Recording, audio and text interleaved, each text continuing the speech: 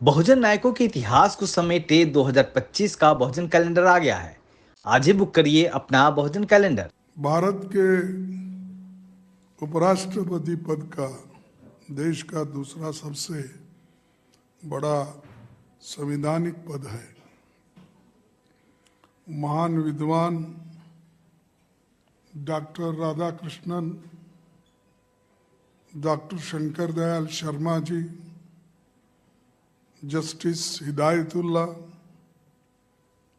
KR. Narayanan समेत कई महान लोग इस पद पर बैठ चुके हैं और काम कर चुके हैं। 1952 से अब तक किसी उपराष्ट्रपति के खिलाफ संविधान के आर्टिकल 67 के अंतर्गत resolution for removal of vice president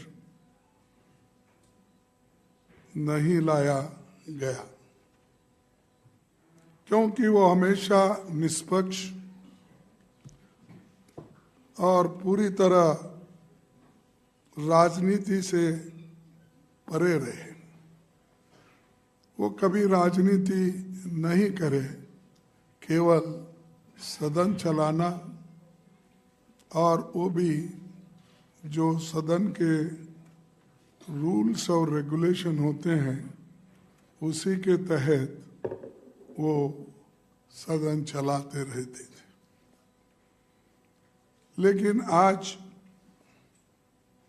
हमको ये कहना पड़ता है, ये आज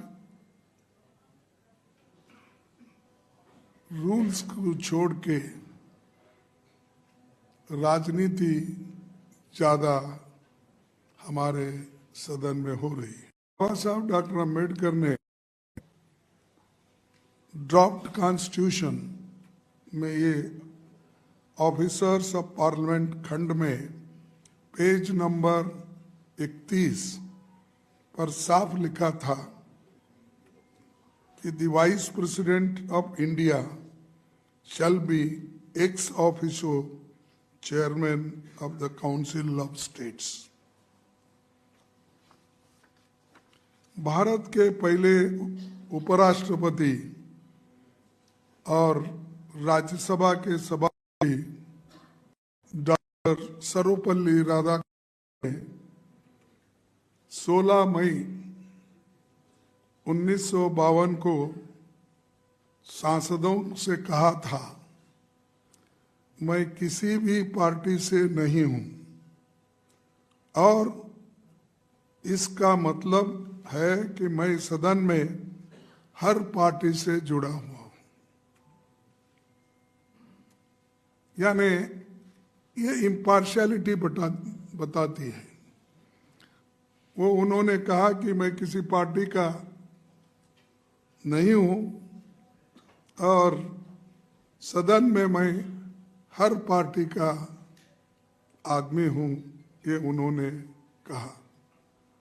लेकिन हमें अफसोस है कि संविधान के अडॉप्शन के 75वें साल में चेयरमैन की तरफ से हो रहे बायस्ड पार्टीजन व्यवहार विपक्षी पार्टियों को उनके खिलाफ ये प्रस्ताव लाने पर मजबूर किया। पिछले 3 वर्षों में उनका आचरण उनके पद की गरिमा के विपरीत रहा है। कभी वे सरकार के तारीफ में कसीदे पढ़ने लगते हैं, कभी खुद को आरएसएस का एकलव्य बताने लगते हैं। इस तरह की बयानबाजी उनके पद को शोभा नहीं देती। सभापति जी सदन के अंदर प्रतिपक्ष के नेताओं को अपने विरोधियों की तरह देखते हैं। सीनियर जूनियर कोई भी हो, दोनों सदनों के विपक्षी नेताओं पर आपत्तिजनक टिप्पणियां कर उन्हें अपमानित भी करते हैं। सदन में वास्ट एक्सपीरियंस वाले कई नेता हैं, कई प्रोफेसर्स हैं, डॉक्टर्स हैं, इंजीनियर्स हैं, राइटर्स हैं, जर्नलिस्ट हैं, ऐसे अनेक फील्ड में काम करके इस सदन में आए हैं। उनका और कई सालों से वो बाहर मंत्री भी पहले स्टेट में रह चुके हैं। 40-40 साल, 50-50 साल वर्षों का लेजिस्लेटिव अनुभव रहा है। ऐसे नेताओं की भी सभापति जी हेडमास्टर की तरह स्कूलिंग करते हैं, उनको प्रवचन सुनाते हैं, और अपोजिशन पार्टी के लोग या नेता लोग 5 मिनट बोले तो 10 मिनट उनका भाषण खुद ही होता है।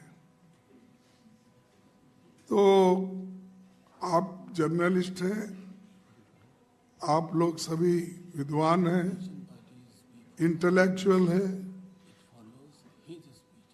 हाँ, आप सबको मालूम है, आप टीवी में भी देखते हो, अंदर आने का अगर आपको प्रवेश मना उन्होंने पहले से किया है तो कम से कम आप सुनते तो हो।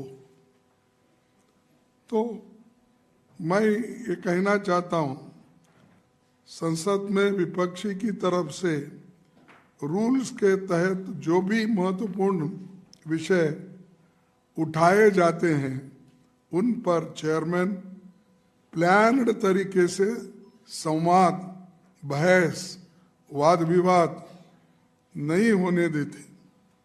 बार बार विपक्षी नेताओं को बोलने से रोका जाता है। उनकी निष्ठा संविधान और संवैधानिक परंपराओं की जगह सत्ताधारी दल के लिए है।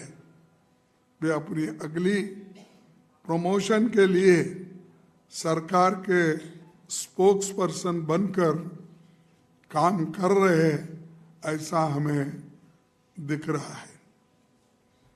मुझे ये कहते हुए कोई संकोच नहीं कि the biggest disturber in Rajya Sabha is the chairman himself. सदन अगर डिसरप्ट होता है तो उसका सबसे बड़ा कारण हमारे चेयरमैन साहब है, और दूसरों को वो सबक सिखाते हैं और बार बार इंटरप्शन करके हाउस को बंद करने की कोशिश रूलिंग पार्टी से और चेयरमैन साहब के तरफ से ज्यादा होता है, पार्टी से कम होता है। ये आप इस सेशन में खुद देख रहे हो। नॉर्मली विपक्ष चेयर से प्रोटेक्शन मांगता है, वही विपक्ष का संरक्षक होता है। पर अगर खुद सभापति सत्ता पक्ष और प्रधानमंत्री का खुला गुणगान कर रहे हो तो विपक्ष की कौन सुनेगा।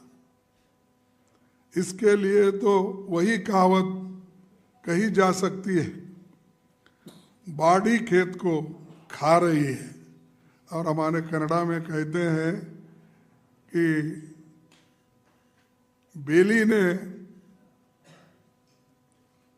ಹೊಲ ಮೈದ್ರೆ ಯಾರಿಗೆ ಹೇಳಬೇಕು, यानी खुद फेंस लगाते क्रॉप को प्रोटेक्शन करने के लिए, अगर वो फेंस ही खाने लगा तो रक्षा कहाँ से मिलने वाली है।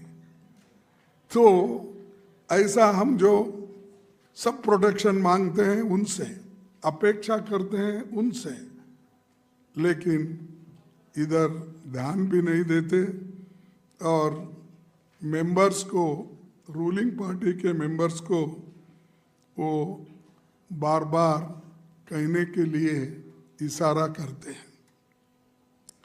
जब भी विपक्ष सरकार से सवाल पूछता है तो मंत्रियों के जवाब देने से पहले ही चेयरमैन खुद सरकार की ढाल बनकर खड़े होते हैं। उनके आचरण ने देश के गरिमा को बहुत नुकसान पहुंचाया है। मैं और एक बार ये सेंटेंस पढ़ता हूं। उनके आचरण ने देश के गरिमा को बहुत नुकसान पहुंचाया है। देश के संसदीय इतिहास में ऐसी स्थिति ला दी है कि हमें उनके खिलाफ ये रेजोल्यूशन का नोटिस लाना पड़ा। उनके साथ हमारी कोई निजी दुश्मनी या द्वेष या कोई राजनीतिक लड़ाई नहीं है। देश के नागरिकों को हम विनम्रता से बताना चाहते हैं कि हमने बहुत सोच विचार और मंथन करके देश के संविधान और लोकतंत्र को बचाने के इरादे से मजबूरी में ये कदम हम सब लोगों ने उठाया है।